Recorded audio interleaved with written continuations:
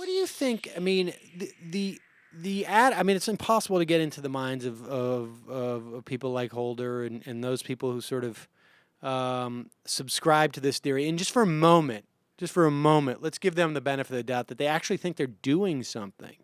I mean, or do they think that it's because look, it doesn't seem to me that if nobody investigated, if the CTFC was not investigating ISDAFix, that there would be really significantly more outcry than there is now. You know what I mean? If they were just like, Oh, right, yeah. you know, I mean, so are they even investigating it as just a sort of like way of like, we've got to put some window dressing on this? I mean, Okay.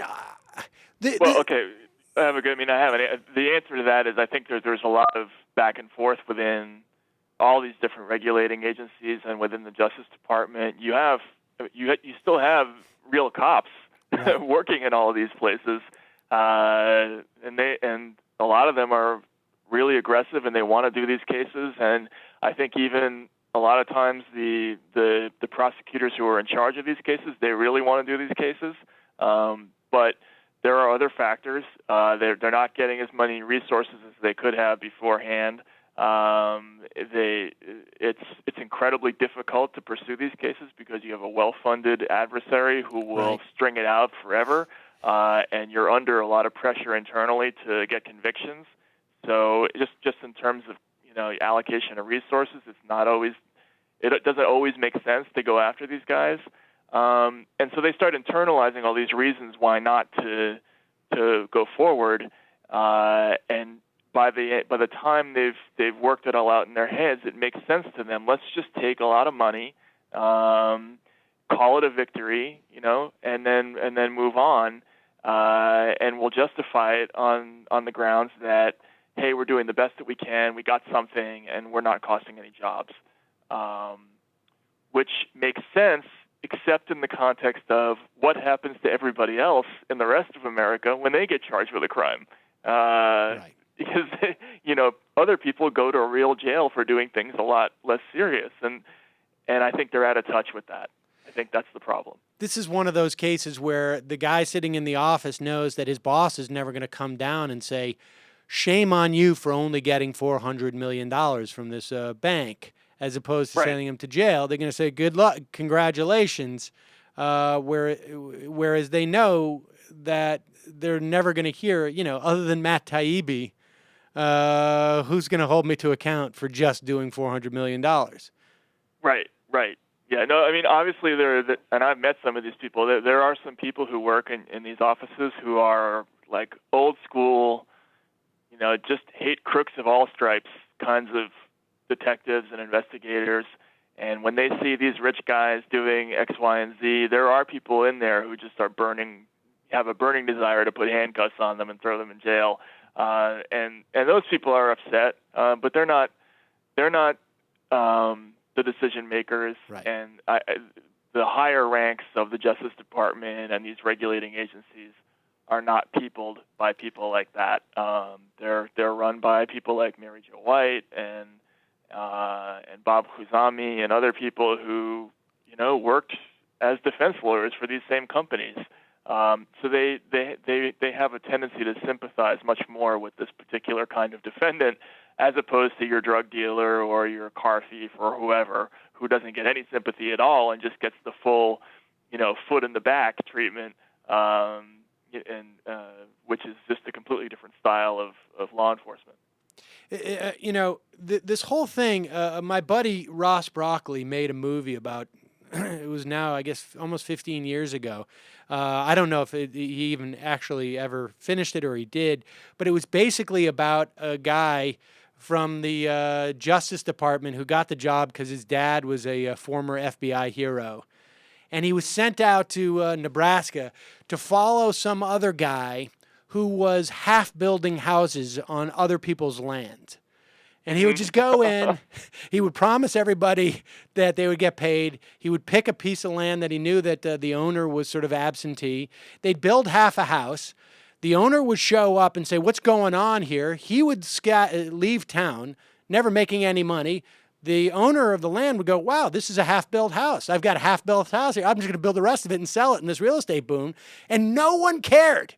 Everybody got paid. Nobody cared. And the only person who was sort of out of it was this investigator who was just sort of feeling bad for himself.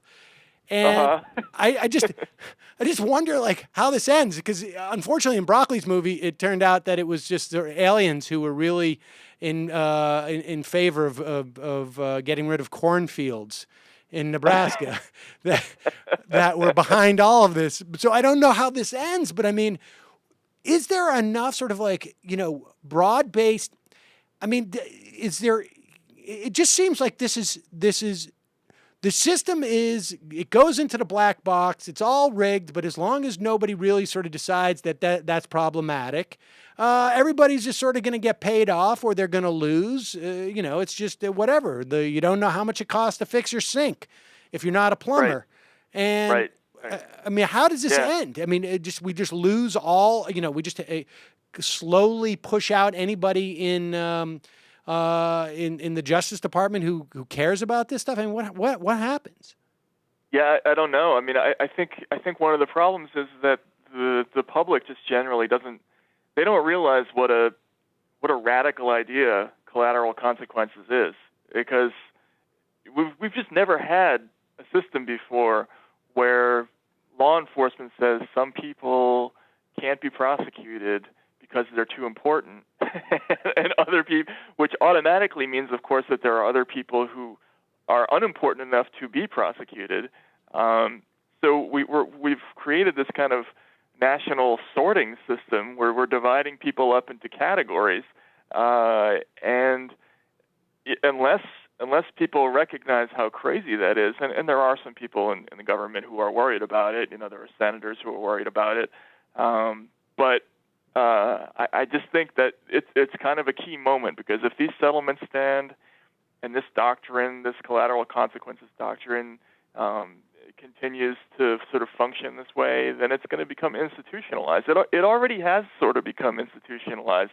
Even when people like you and me think about it, we don't think about people who work in these companies as being the kind of people who would go to Rikers Island or Soledad Prison in California. We just think of them as people who pay settlements, and right. And that's sort of logic. That view of these people is becoming part of our consciousness, and that's what's kind of messed up, I think. Totally. As always, Matt, very uplifting to talk to you. But it's a great piece. Folks should check it out. I want to see. I imagine you're working on your next book, but I want to see one about these this doctrine of collateral consequence, and also the impact it's having on people who are working in this business. I mean, it's just it's fascinating. I mean, over the past couple of months, I met one guy. I met one guy recently who got hired by a major bank that is being investigated to basically to do all their internal investigations, or part of that, to collect. And it's just like a booming business. And it's basically they just find out what they have done wrong, or how exposed they are, how much exposure within the company there is to what they've done wrong. Right. And that's just a job for this guy. And then I know another guy who just went from, who basically was working for the Justice Department and is going to be dealing with sort of how you manage, sort of becoming a defense attorney for this stuff. And it's just become part of the machine. It's just all part of the same dance in some way. Right. That to me is the scariest part about it, is that what they've really done is they've created kind of an efficient system for dealing with wrongdoing at these companies. And the efficiency works on all sides. Yeah. It works for the regulators. It works for the companies. Let's figure out what we did wrong. Let's talk about it, and let's come up with a number that everybody can live with, and let's just move on and do it again. It's basically just like the digestive system, right? I mean, we eat something, and then we poop it out, and we just do it day after day. And it's right. Right. It's a digestive system for fraud and crime. That's really what it is, and it's really messed up, definitely. All right, well, Matt, it was as always a pleasure. Thanks so much for coming on and talking to me today. All right, Sam. Take care. I'll talk to you soon. Okay, bye-bye. All right, folks, there you have it. Oh boy. Well, what did you expect? Everything is rigged.